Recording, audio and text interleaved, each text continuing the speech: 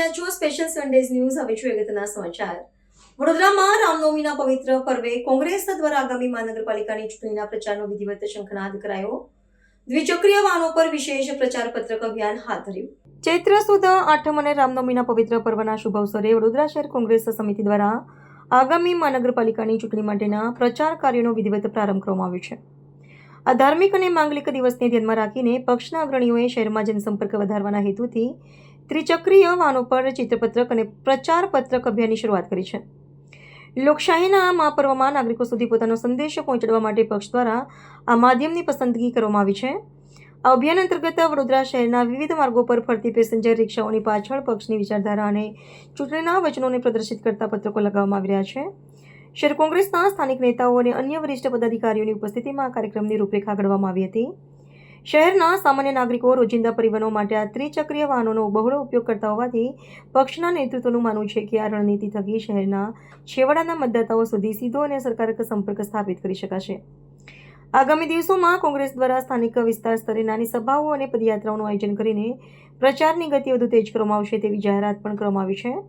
સ્થાનિક રાજકીય નિરીક્ષકોના મતે આગામી ચૂંટણીમાં મજબૂત વિકલ્પો ઊભો કરવા માટે વિપક્ષ દ્વારા સમયસર શરૂ કરવામાં આવેલી આ તૈયારીઓ રાજકીય જંગને વધુ રસપ્રદ બનાવશે.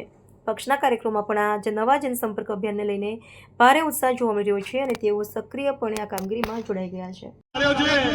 તો સમગ્ર શહેરના ભારતીય જનતા પાર્ટીના હોદ્દેદારોને આ માતાજીની સામે ચેલેન્જ કરું છું કે લોક દરબાર યોજો અને પ્રજાના કરેલા કામોનો જવાબ અહીંયા જાહેરમાં આપવા આજના દિવસે હું ચેલેન્જ ફેંકું છું વડોદરા શહેરની ભારતીય જનતા પાર્ટીના સમગ્ર નેતૃત્વને.